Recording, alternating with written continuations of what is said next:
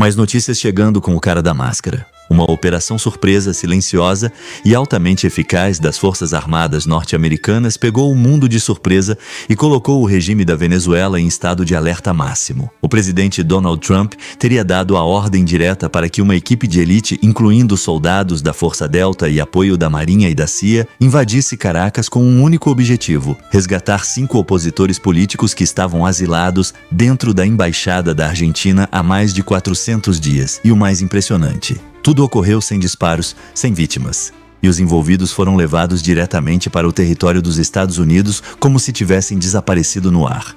O ditador Nicolás Maduro, que na época estava visitando Vladimir Putin na Rússia, só tomou conhecimento do fato já no retorno ao país. Sua reação foi imediata, mas ineficaz.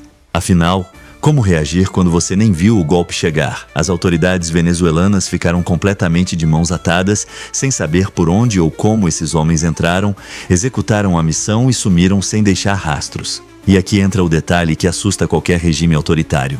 Os soldados envolvidos na operação foram infiltrados dias antes, disfarçados entre a população civil. Falavam espanhol fluentemente, tinham características físicas idênticas às dos próprios venezuelanos. Alguns eram provavelmente descendentes de imigrantes venezuelanos, o que torna a infiltração ainda mais precisa e perigosa. Eles monitoraram a embaixada argentina, estudaram o esquema de segurança e agiram com extrema precisão. Nada foi improvisado, tudo foi planejado minuto a minuto. Os opositores foram retirados por helicópteros equipados com tecnologia sigilosa, semelhante aos utilizados na famosa operação que eliminou Osama Bin Laden em 2011. E isso não é coincidência, é estratégia. Os Estados Unidos estão mandando um recado claro. Não estamos apenas observando. Estamos prontos para agir. E o pior para Maduro: ele não tem como reagir sem dar munição para o inimigo. Qualquer movimento exagerado pode ser interpretado como justificativa para outra intervenção. Quantos outros agentes estarão hoje infiltrados nas ruas de Caracas? Quantos olhos americanos continuam assistindo cada passo do regime? O Brasil assume a embaixada argentina porque a Argentina não reconhece o Maduro e passa a custodiar aquele local e, portanto, tomar conta, deputado Rodrigo, daqueles asilados de direito. Aqueles venezuelanos estavam na embaixada argentina sob custódia do Brasil.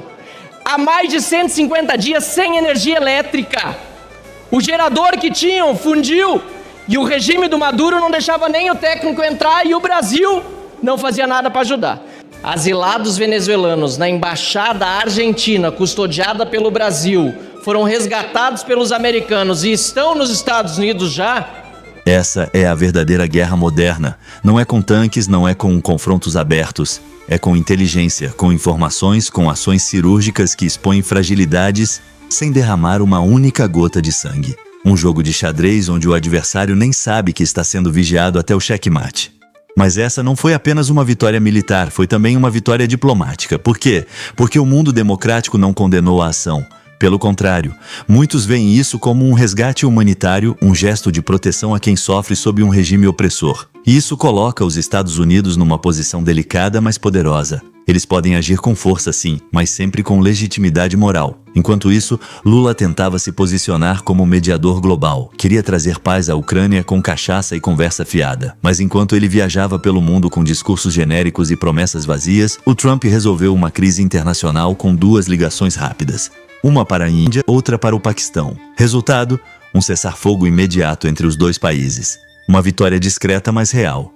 Enquanto o Brasil se perdia em retórica, os Estados Unidos agiam com eficiência. Aliás, falando em Brasil, o governo Lula segue fazendo escolha após escolha que geram perplexidade. Primeiro, uma nota oficial proibindo policiais de reagirem a invasões do MST. Segundo, liberando verbas bilionárias para financiar exatamente esse tipo de movimento. Terceiro, incentivando grupos que ocupam propriedades privadas e exigem bens mediante ameaça e chamando tudo isso de protesto. Em Minas Gerais, militantes invadiram um supermercado pedindo cestas básicas para o Dia das Mães. Ninguém foi preso. Ninguém foi responsabilizado. O resultado: cidadãos trabalhadores vendo seu patrimônio ser invadido, sua loja ser saqueada e o Estado olhando para o lado. E o mais absurdo: quem vai pagar por tudo isso? O contribuinte brasileiro. Sim, você que acorda cedo, trabalha duro, paga impostos pesados e ainda vê seu dinheiro sendo usado para financiar grupos que pregam a desordem. Onde está a justiça nisso? Onde está o compromisso com a lei? A situação agrava-se ainda mais com decisões ideológicas que colocam em xeque instituições históricas do país, como a recente recomendação da Defensoria Pública da União para que o Exército crie protocolos específicos para alistamento de pessoas trans. Isso pode soar como inclusão para alguns, mas a gente precisa encarar a realidade com coragem. O ambiente militar não é igual a qualquer outro. Ali, convivência é intensa, situações são extremas e a integridade física de todos precisa ser prioridade. Colocar um homem biológico em um alojamento com mulheres trans ou vice-versa não é apenas uma questão de política social. É uma questão de segurança, de saúde mental, de respeito à natureza humana. E o mais curioso é que, enquanto o Brasil mergulha nesse caos político e social, figuras internacionais começam a surpreender. O novo Papa, por exemplo, Robert Prevost, aparece registrado como eleitor republicano nos Estados Unidos desde 2023. Participou das primárias republicanas, inclusive apoiando candidatos rivais a Donald Trump. Um sinal de que a Igreja Católica pode começar a virar página para a direita conservadora? Talvez, mas o importante é que, mesmo com todas as críticas, o Vaticano começa a mostrar sinais de mudança. No cenário doméstico, um nome surge como possível esperança para a direita: Michel Temer. O ex-presidente articula um plano ambicioso para fortalecer partidos conservadores no Brasil sem radicalismos e com foco em alianças estratégicas. O problema, esse projeto exclui Jair Bolsonaro e muitos duvidam que seja possível construir uma direita forte sem o líder mais influente do setor. Falando em Bolsonaro, o PT tenta usar a CPI do INSS como arma política, acusando o ex-presidente de abrir espaço para fraudes bilionárias. Mas a narrativa não cola. Os dados mostram que os maiores prejuízos aconteceram durante o governo atual, com negligência comprovada. E ninguém questiona onde estão os sindicatos beneficiários desses esquemas. Quem realmente lucrou com isso? Por que o PT, historicamente ligado a essas entidades, agora quer investigar algo que tanto favoreceu? Se o roubo do INSS foi no governo anterior, como o governo Lula está dizendo, por que ninguém do PT assinou a CPI para poder investigar? Enquanto isso, a China enfrenta sua própria crise. Com economia em queda livre e desemprego galopante, o ditador Xi Jinping lança uma medida desesperada: enviar jovens para o campo. O discurso é de patriotismo, mas a prática é clara: controlar a juventude antes que ela se revolte. E o Brasil, ironicamente, anda de mãos dadas com Pequim. Lula visita o país, faz elogios rasgados ao regime comunista e ignora as liberdades individuais que sequer existem lá. Será que o presidente brasileiro não percebe a contradição ou simplesmente não se importa? Enquanto o mundo vira e mexe, Nicolas Ferreira emerge como uma voz nova, mas impactante. Seu vídeo sobre fraudes no INSS alcançou milhões de visualizações, chegando até portugueses, angolanos e até uruguaios. Ele não é político profissional, mas tem credibilidade, e isso assusta os donos do poder. Tanto que tentaram até censurar suas redes sociais, só que não adiantou. A verdade tem caminhos próprios. Babá, O quê? pediu. Ah, bota, tá muito suja. Não pagou roupa de botar dentro da máquina, pediu. Tá muito suja, mas ô. Tá bom, eu já teve hoje. O que o Nicolas está apontando aí, Dezinha?